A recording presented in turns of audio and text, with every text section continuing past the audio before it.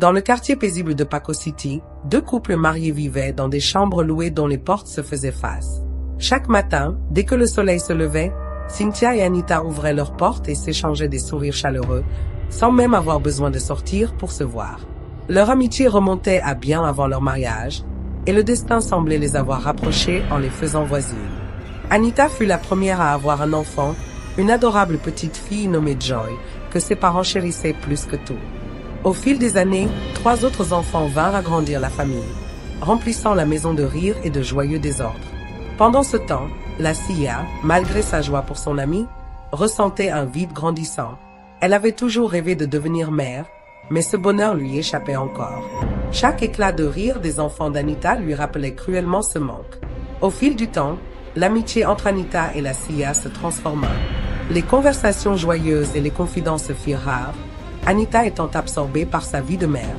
La Cia, elle, luttait contre des sentiments d'envie et d'amertume.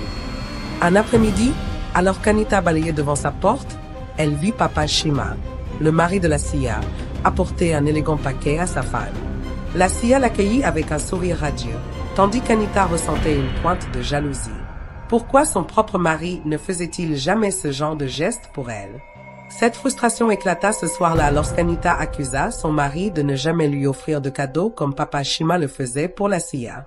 Épuisé par sa journée de travail, son mari répondit sèchement: « Je fais de mon mieux, mais tu ne m'as pas donné d'enfant.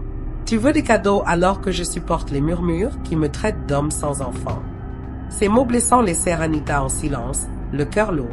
Un jour, alors qu'Anita étendait son linge sous un soleil éclatant, elle confia à la Cia de rentrer les vêtements en cas de pluie. Mais en revenant de la clinique, elle découvrit son linge détrempé par une averse soudaine. Furieuse, elle se précipita chez la Cia et frappa vivement à la porte. La Cia ouvrit, un mélange de surprise et de contrariété sur le visage. Surprise et confuse, Anita s'exclama, incapable de masquer sa frustration. « Je t'avais demandé de rentrer mes vêtements s'il commençait à pleuvoir, mais tu n'as rien fait. » La Cia lui lança un regard défensif. « Est-ce moi qui t'ai dit d'étendre ton linge dehors? Tu aurais dû savoir que ce n'était pas prudent. Ce n'est pas ma faute. » Anita sentit son cœur se serrer, blessée par l'indifférence apparente de son amie.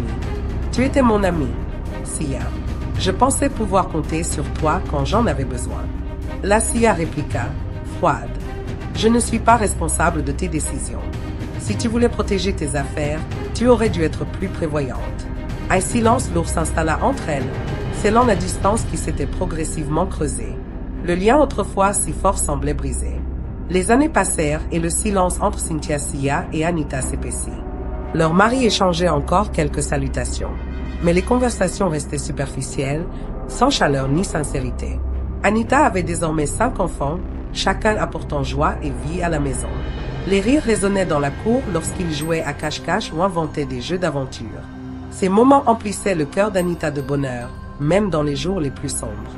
Mais de sa fenêtre, la Cia observait ces scènes avec un mélange de bonheur et de tristesse.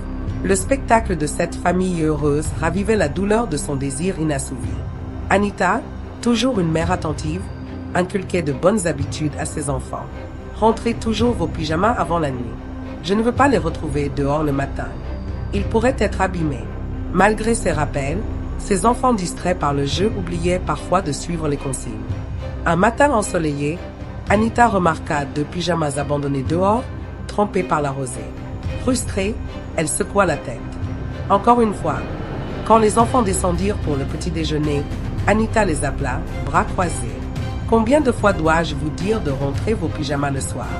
Si quelqu'un les volait ou les détruisait, vous seriez responsable. » Son fils aîné tenta de se justifier. « On jouait et on a oublié. »« Maman. » La frustration d'Anita grandit. Jouer n'est pas une excuse. Vous êtes assez grand pour vous souvenir de vos affaires. Les enfants baissèrent les yeux. « Que non. Désolé. Maman. » Anita soupira. « Je sais que vous êtes jeune, mais j'ai besoin que vous fassiez un effort. La prochaine fois, il y aura des conséquences. Préparez-vous pour la journée et n'oubliez pas de ranger vos pyjamas. » Pendant ce temps, Cynthia Cia s'était réfugiée dans un coin tranquille de son restaurant préféré, une bouteille de boisson à la main. Les épaules lourdes de soucis, elle attendait son amie Ukia, une oreille attentive et bienveillante. En évoquant sa vie, La Sia ne put retenir ses émotions.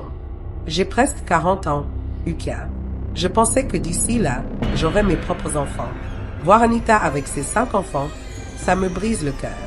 Ukia, elle-même dans la quarantaine et confrontée à des difficultés similaires, hocha la tête. Je comprends ce que tu ressens. J'ai traversé les mêmes épreuves. Mais ne perds pas espoir. Il existe des solutions. La Sia fronça les sourcils, sceptique. Que veux-tu dire? Ukia se pencha vers elle et baissa la voix, comme si elle partageait un secret. J'ai entendu parler d'un médecin traditionnel qui a aidé plusieurs femmes de notre communauté à concevoir. On dit qu'il fait des miracles.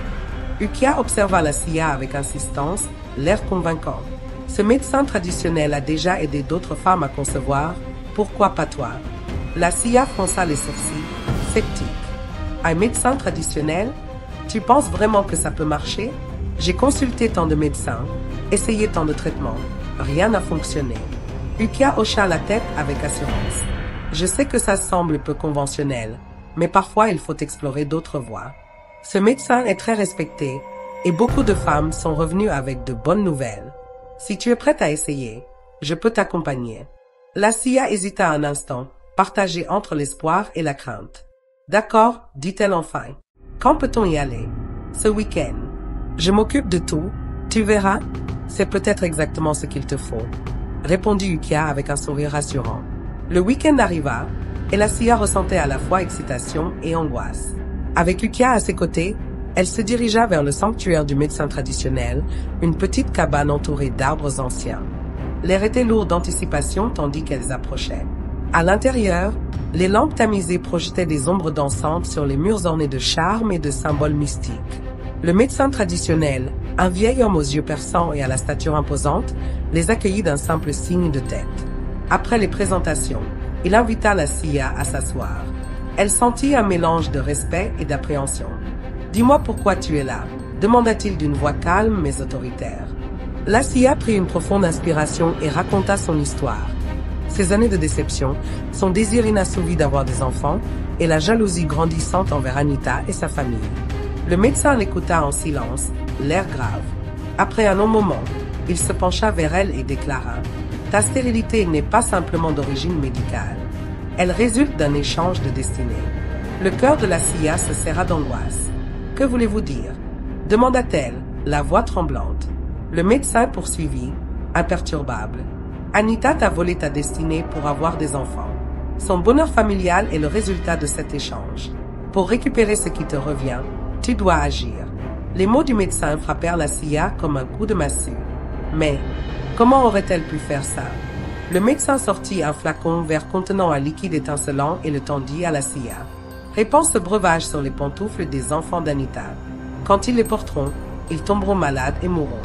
Alors, ton destin s'inversera et tu pourras concevoir. » La Sia sentit ses mains trembler alors qu'elle prenait le flacon. Le prix à payer était immense, non seulement financièrement, mais surtout moralement. « Il n'y a pas d'autre moyen ?» murmura-t-elle. Le médecin secoua la tête avec gravité. « C'est la seule voie pour récupérer ce qui est à toi. À toi de décider. » La Sia rentra chez elle, déchirée entre le désir et la culpabilité. Après des années de souffrance, l'idée d'une solution, même cruelle, devenait tentante. La colère et la jalousie obscurcissaient son jugement, plongeant son cœur dans les ténèbres. La nuit suivante se déroula comme d'habitude. Anita et ses enfants jouaient dehors, leur rire résonnant dans la fraîcheur du soir.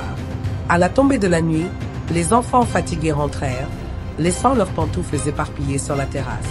Absorbée par les tâches ménagères, Anita oublia de vérifier si leurs affaires étaient rentrées. De sa fenêtre, la Sia observa la scène, le flacon vert fermement serré dans sa main. Toute la journée, elle avait réfléchi à son acte, tentant de se convaincre, c'est la seule façon. Aux premières heures de la nuit, elle sortit discrètement, l'air glacial s'infiltrant sous ses vêtements. Le cœur battant à tout rompre, elle s'approcha des pantoufles abandonnées et déversa le liquide vert en murmurant les incantations enseignées par le médecin. Le liquide miroitait étrangement sous la lune. Une fois l'acte accompli, la Sia se précipita chez elle et ferma la porte, appuyée contre le bois froid, le souffle court, la conscience tourmentée. Le lendemain matin, Anita se leva tôt, comme toujours. Le soleil brillait et les enfants, pleins d'énergie, se préparèrent à commencer la journée. Ignorante du danger qui planait sur eux, Anita s'affaira dans la maison, souriante. Les enfants enfilaient leurs pantoufles. Les rires et les bavardages joyeux des enfants d'Anita résonnaient chaque matin autour de la table du petit déjeuner. Rien n'indiquait qu'un événement anormal s'était produit. Les jours se transformèrent en semaines, et la maison d'Anita restait pleine de vie. Ses enfants étaient en parfaite santé, affichant même une énergie renouvelée. Depuis sa fenêtre, la Sia observait cette scène avec une frustration grandissante. Chaque matin, elle espérait voir les premiers signes de l'effet du remède, mais rien ne changeait. Au contraire, les rires autrefois source de jalousie devenaient le reflet cuisant de son échec. Malgré sa déception, la Sia continua de suivre les recommandations du médecin. Nuit après nuit, elle répandait soigneusement le contenu du flacon versant les pantoufles des enfants d'Anita, convaincue que la persévérance finirait par payer. Mais au bout de 2 semaines, l'espoir la quitta, laissant place à un vide oppressant. Un matin, alors que les enfants s'apprêtaient à sortir jouer, ils grimacèrent en enfouissant leur nez dans leurs pyjamas. « Maman, nos pyjamas sentent bizarre. On a essayé de les laver, mais l'odeur reste. » Intriguée, Anita saisit l'un des vêtements et le renifla. Une senteur étrange, acide et désagréable, lui chatouilla les narines. Un doute s'insinua en elle, et une idée glaçante traversa son esprit. La Sia était-elle derrière tout ça? Cette nuit-là, Anita décida de rester éveillée et de surveiller sa voisine. Tapie dans l'ombre, elle observait la maison d'en face, le cœur battant à tout rompre. Lorsque la lune atteignit son zénith, la Sia sortit, un petit flacon vert à la main. Le regard sombre et résolu, elle s'approcha des pantoufles des enfants, prête à répandre à nouveau le liquide. Anita attendit le moment parfait. Lorsqu'elle vit la Sia dévisser le bouchon, elle activa la lampe de son téléphone, projetant un faisceau de lumière intense sur la scène. Surprise, la Sia sursauta et faillit laisser échapper le flacon. Anita, téléphone braqué sur elle, prit plusieurs photos d'un geste vif. « Que fais-tu, Sia ?» s'écria-t-elle d'une voix glaciale. « Que as-tu fait aux pantoufles de mes enfants ?» Les yeux de la Sia s'écarquillèrent, pétrifiés. Anita s'approcha rapidement, la forçant à s'éloigner des pantoufles. « C'est quoi ça? Tu essaies de jeter un sort à ma famille parce que tu es jalouse? Tu ne supportes pas que j'ai des enfants et pas toi. Alors tu veux leur nuire ?» Les accusations d'Anita frappèrent la Sia de plein fouet, déclenchant un tourbillon de honte, de colère et de désespoir. Elle avait tant espéré une solution à son malheur, mais tout s'effondrait maintenant autour d'elle. Le vacarme alerta les voisins qui sortirent, attirés par les cris. La Sia, acculée et confuse, réalisa soudain que le chemin qu'elle avait choisi l'avait plongée dans une obscurité encore plus profonde. Ses propres démons l'avaient dévorée. Si vous avez aimé cette histoire, abonnez-vous et regardez la vidéo suivante.